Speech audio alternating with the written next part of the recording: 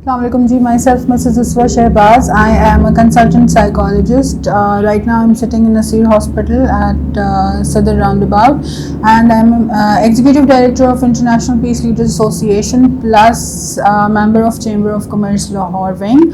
And today we are going to talk about a very serious topic about children, which is autism. Basically autism क्या है?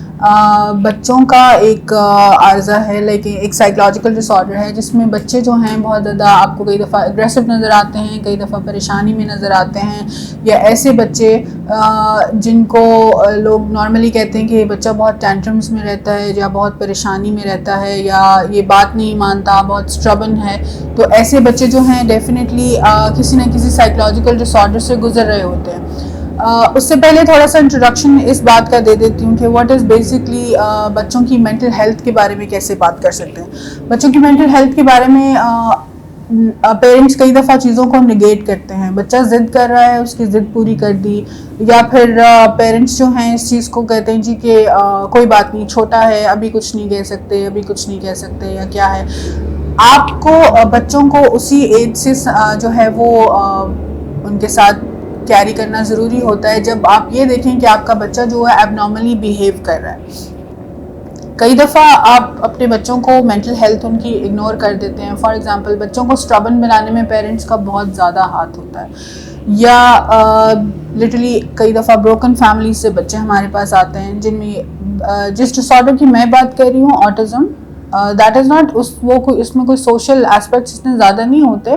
Basically बच्चे इस disorder के साथ by birth ही आते हैं, और इस तरह का डिसऑर्डर होता है जिसमें बच्चे परेशान होते हैं या उनके साथ लैंग्वेज इश्यूज होते हैं, रिपीटेटिव बिहेवियर होता है उनका, या कम्युनिकेशन स्किल्स का होना जो है उनके अंदर नहीं होता, या डिलेड जो मोटर स्किल्स होती हैं उनमें, या उनके माइलस्टोन जो हैं वो नॉर्मली काम नहीं कर रहे होते। फॉर एग्जांपल आप कहते हैं कि 4 इयर्स की एज में बच्चा जो है, मेरा बच्चा तो बात करता था, आपका बच्चा क्यों नहीं करता, या मेरा बच्चा ये एक्टिविटी करता था, आपका बच्चा क्यों नहीं करता। फर्स्ट ऑफ ऑल ये बात को समझिए कि सबके बच्चे जो हैं वो डिफरेंट हैं, और सबकी बच्चों की ब्रॉटअप डिफरेंट होती है। तो इसी तरह से अगर आपके साथ कोई, आपके बच्चे के साथ ऐसा कोई इशू आ रहा है कि उसको कोई कम्युनिकेशन इशूज़ हैं, या वो डिलेड उसकी मोटर स्किल्स हैं, या इस तरह के माइलस्टोन उनके डिलेड हैं, तो प्लीज़ किसी कंसल्टेंट को दिखाइए, किसी चाइल्ड स्पेशलिस्ट को दिखाइए। हमारे यहाँ पे रिवाज नहीं है, पेरेंट्स अपने बच्चों के डॉक्टर्स खुद बन जाते हैं। तो इसके लिए आपको मैं यही सजेस्ट करूँगी कि बच्चों की मेंटल हेल्थ पे बहुत सीरियसली काम कीजिए, एंड बच्चों की के साथ उस तरह से बिहेव कीजिए जैसे एक पेरेंट्स को करना चाहिए। ना तो आप उनको बहुत ज़्यादा लूज हैंड दे सकते हैं, ना ही आप उनको बहुत ज़्यादा जो है वो स्ट्रिक्टली उनके साथ बिहेव कर सकते हैं। कई दफ़ा बच्चों के साथ कोई इश्यूज़ नहीं होते, लेकिन फिर भी आपकी स्ट्रिक्टनेस या आपकी लूजनेस की वजह से बच्चे इस तरह के साइकोलॉजिकल डिसऑर्डर्स में आ जाते हैं। अगर आपके 2 बच्चे हैं, कोई एक निगेट हो रहा है तो इसका मतलब है दूसरे बच्चे के साथ साइकोलॉजिकल टॉर्चर हो रहा है। ठीक है जी। तो राइट नाउ हम क्योंकि ऑटिज़म के बारे में बात कर रहे थे तो उसके सिम्टम्स की तरफ आ जाते हैं। ऑटिज़म में सबसे पहले लैंग्वेज इश्यूज़ होते हैं।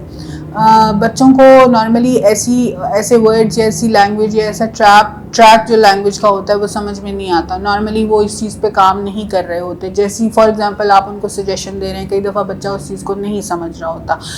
रेपिटेटिव बिहेवियर होता है, एक ही बात, एक ही वर्ड को बार बार रिपीट करना, एक ही बात को बार बार रिपीट करना बहुत नॉर्मल है। ऑटिज़म के सिम्टम्स में ये एक बहुत बड़ा मेजर सिम्टम है। ठीक है जी। कम्युनिकेशन स्किल्स नहीं होते इन बच्चों में, कम्युनिकेट नहीं कर सकते ठीक से। एक्सप्लॉइटेड बिहेवियर होता है इनका, बहुत ज़्यादा स्ट्रबन होते हैं ऐसे बच्चे, आंख से आंख नहीं मिला सकते, कॉन्फिडेंट नहीं होते। फॉर एग्जांपल जैसे आपने नॉर्मल बच्चों को देखा होगा कि वो कॉन्फिडेंटली बात कर लेते हैं या आई टू आई कांटेक्ट बना लेते हैं। ऑटिज्म से रिलेटेड जो बच्चे होते हैं वो आई टू आई कांटेक्ट नहीं बना सकते, अनएबल टू सोशलाइज होते हैं बच्चे। बहुत ज़्यादा इनके फ्रेंड्स नहीं होते, बहुत ज़्यादा इनके जान पहचान में बहुत ज़्यादा बच्चे नहीं होते। आप इस तरह ऑटिज्म से सफ़र करने वाले बच्चे को आप नॉर्मली देखेंगे कि वो अकेला बैठा होता है या वो अकेला, उसकी कोई ना कोई एक्टिविटीज़ होती हैं। ऐसे बच्चे आर्ट रिलेटेड एक्टिविटीज़ बहुत ज़्यादा करते हैं। और इमोशनल फीलिंग्स इनमें नहीं होती। फॉर एग्जांपल जहाँ पे आप देखेंगे सब लोग किसी वजह से सैड हैं या हैप्पी हैं, तो ये उनके साथ अपना कोलैबोरेशन नहीं कर सकते। सैडनेस के साथ सैडनेस को जो है जो उसकी तरफ ये अट्रैक्ट नहीं होते या उसको आंसर नहीं कर सकते ठीक से। ठीक है जी। डिलेड लैंग्वेज होती है इनकी। फॉर एग्जांपल बहुत सारे ऐसे वर्ड्स होते हैं जो ये बच्चे नहीं बोल सकते, या आप इनसे कोई क्वेश्चन पूछें तो ये थोड़ा लेट आपको आंसर देंगे। मोटर स्किल्स इनकी बहुत स्लो कई दफ़ा होती हैं, तो they work like lost and all that. ठीक है जी। यूज ऑफ लैंग्वेज जो है अपनी, इनके अपने कुछ टॉप वर्ड्स होते हैं, जैसे टॉप सीक्रेट वर्ड्स होते हैं या इनके कोड्स होते हैं जिसमें ये बात करते हैं या समझते हैं बात, या कई दफ़ा एक बात पे एक वर्ड पे अड़ जाना, स्टक हो जाना एक वर्ड पे। जैसे फॉर एग्जांपल किसी बच्चे ने एक वर्ड बलून पकड़ लिया, तो जब जो भी आप उससे क्वेश्चन पूछेंगे तो वो आपको एक ही आंसर देगा, बलून बलून बलून, वो उसको रिपीट करेगा। ठीक है। ऑटिज्म के कुछ ऐसे सिग्निफिकेंट चीज़ें थी जो जिसपे मैं आपको इन्फॉर्मेशन दे रही थी। फर्दरली भी इस चीज़ पे बात हो सकती है। बहुत लेंथी टॉपिक है क्योंकि बच्चों के बारे में जितनी बात करें उतनी ही जो है कम होती है। लेकिन पेरेंट्स से मेरी रिक्वेस्ट ये है कि प्लीज़ मेंटल हेल्थ पे वर्क कीजिए बच्चों की, और अपने घर का माहौल ऐसा रखें कि आपके बच्चे जिनको आप इतने प्यार से दुनिया में लेके आए होते हैं वो उस हेवन को हेवन की तरह फील कर सकें। आप अगर फादर हैं, अगर आप सिंगल पेरेंट हैं, अगर आप मदर हैं और सिंगल पेरेंट हैं, या आप दोनों कपल हैं, तो फिर भी अपनी उसकी जिम्मेदारी है या उसकी जिम्मेदारी ये समझ के बच्चों को निगेट मत कीजिए। इससे बेटर है कि आप एक कपल रहें, आपके बीच में थर्ड जो मेंबर है आपका, जिसको आप बड़े शौक से कहते हैं मेरा फर्स्ट बेबी है, सेकंड बेबी है, वो ना आए अगर आप उनको जो है टेक केयर नहीं कर सकते। ठीक है जी। तो ये थोड़ी सी इन्फॉर्मेशन थी ऑटिज्म पे और बच्चों की मेंटल हेल्थ पे, एंड आई होप कि आपको इससे बेनिफिट हुआ होगा, एंड फर्दरली भी इस पे बात करेंगे। Thank you very much for this session. Thank you very much, 110 News. It was a small interview for a small session for you, and I really enjoyed working with the team, and I hope next भी काम करते रहेंगे आपके साथ. Thank you very much for this visit and sitting with me. It was fun. Thank you very much.